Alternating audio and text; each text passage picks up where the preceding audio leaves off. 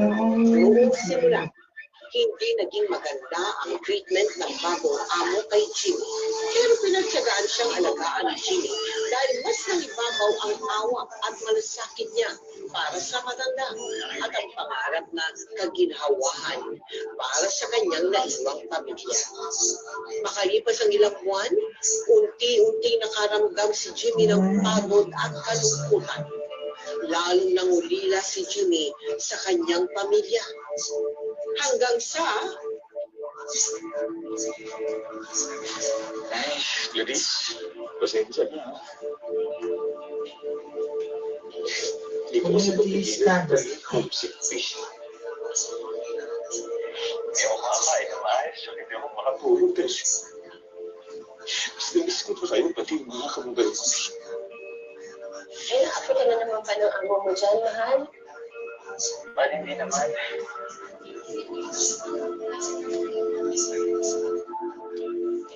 Anak, hindi mo naman kailangan pagtakpan. Alam mo, kung nandiyan lang ako, makakatigas talaga sa akin yan eh. Hindi kita pinalaki para alilain at saktan ng ibang tao. Ay, okay lang naman ako dito.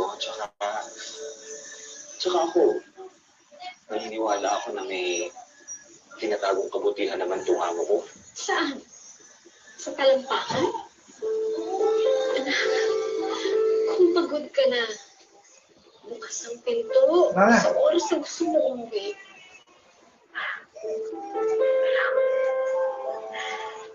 Miss ko na namin. Sige na na, anak. Umuwi ka na. Dito ka na.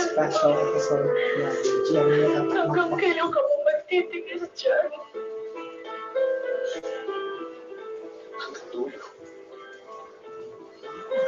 Para sila, para kay Clarice. Lalaban ako sa buhay.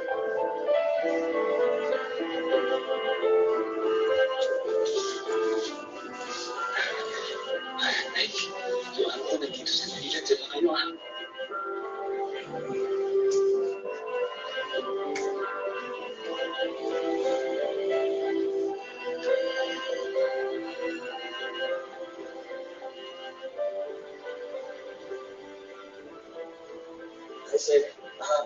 Is everything okay?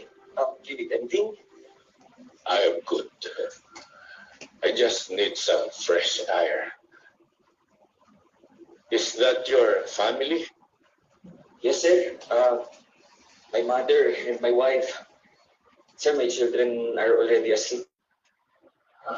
Do you want me to accompany you to your room? No. I can manage. You go back to them. Sir? Spend time with them while you can. Remember this. Family is the most important thing in the world. I am sad that my children cannot take care of me.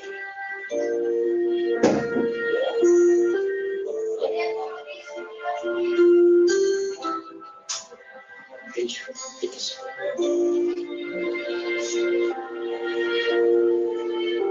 Mula noon, mas tapat at pusong pinaglingkuran at inalagaan ni Jimmy ang kanyang amo hanggang sa tuluyan ng nakuha ni Jimmy ang respeto nito at naging halos mag-ama na ang kanilang turingan. Pagkatapos ng 5 taon, bumalik ka ng Pilipinas. Di nakita mo yung mga anak mo na hindi mo nakita noon, Jim? Yes, ma'am. Kasi nung umalis po ako doon sa Pilipinas, 3 months pregnant yung asawa ko. So, nung nagbakasyon ako, may 5 taon na yung bunso ko. Totoo ba na 2023 lang kayo kinasal ni Clarice sa simbahan? Yes, ma'am. Nung may time, ma'am. At bakit matagal? Ang sa akin lang kasi naman, inuuna ko yung ano naman. Hindi importante kasi yung kasal sa akin. Inuuna ko lagi yung mga anak ko yun.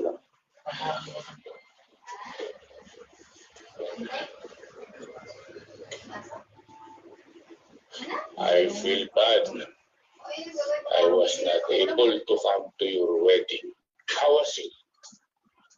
Sir, it was great. That is nice to know. Iwan na. Jimmy, Yes, sir.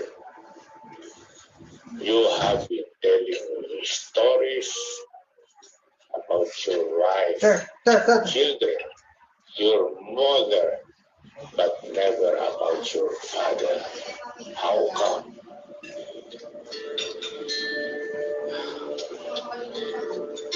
You know, sir, Hmm.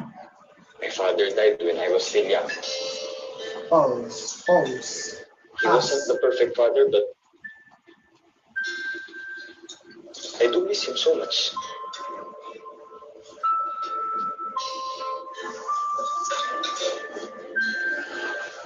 Consider me as your second father. You are family to me. You are my son.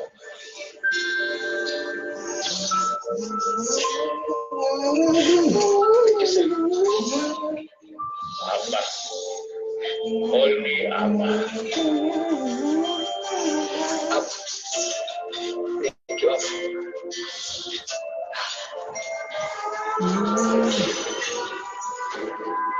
Lock all the doors and windows.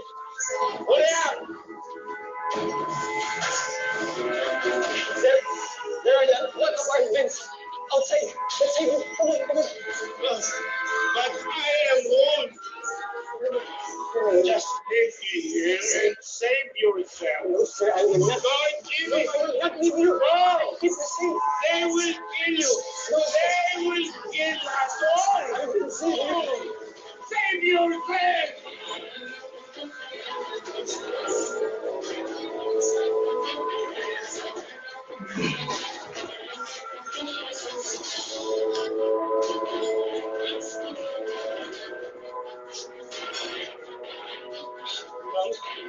Jimmy, how was ulit ang launch ng secret at not killing a lot of people? Jimmy, please save my father. I'm begging you, please don't leave him alone.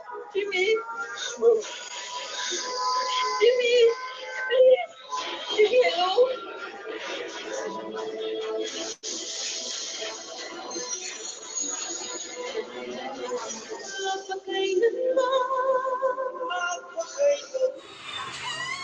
Hello guys, Maka MPK, mag-subscribe na sa second anniversary special ng #MPK livestream YouTube channel.